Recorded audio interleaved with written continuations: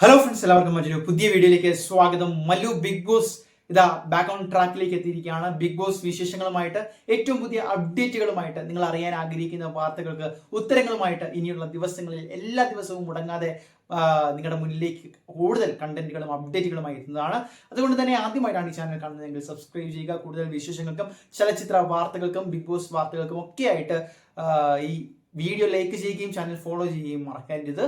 കാര്യത്തിലേക്ക് തന്നെ കിടക്കാം. എന്നാണ് ഇത്തവണത്തെ ബിഗ് ബോസ് സീസൺ 7 എന്ന് പറയുന്ന ഒരു കാര്യം, ആ ഒരു സീസൺ കഴിഞ്ഞതിന് ശേഷം യാതൊരുവിധ അപ്ഡേറ്റുകളും വരാത്തത് കൊണ്ട് തന്നെ ബിഗ് ബോസിനെ സ്നേഹിക്കുന്ന ഒരുപാട് ആരാധകർ വളരെ പ്രതിസന്ധിയിലാണ്, നിരാശയിലാണ്.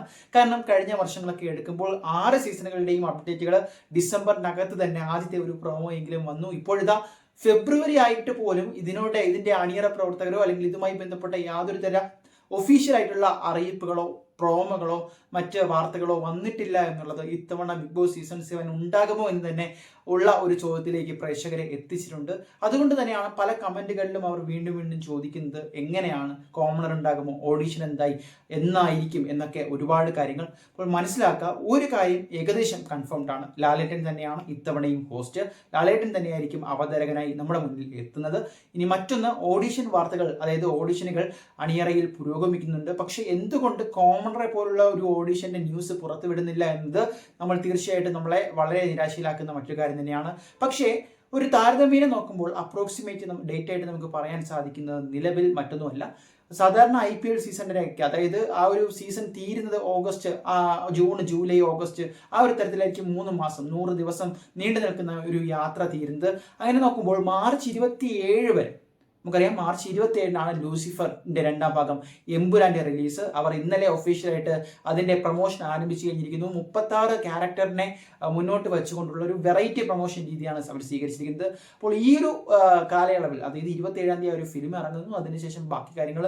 ഇപ്പോഴൊന്നും ലാലേട്ടൻ ഒരിക്കലും ഫ്രീ ആയിരിക്കില്ല, ഷെഡ്യൂൾഡ് ആയിരിക്കില്ല. ഇനി അങ്ങനെ ഒരു സീസൺ വന്നു കഴിഞ്ഞാൽ പോലും ആ ഒരു വീക്കെൻഡിലെ ലാലേട്ടനെ വന്ന് ഷൂട്ട് ചെയ്യാൻ പറ്റാത്തൊരു അവസ്ഥ ഉണ്ടാകും.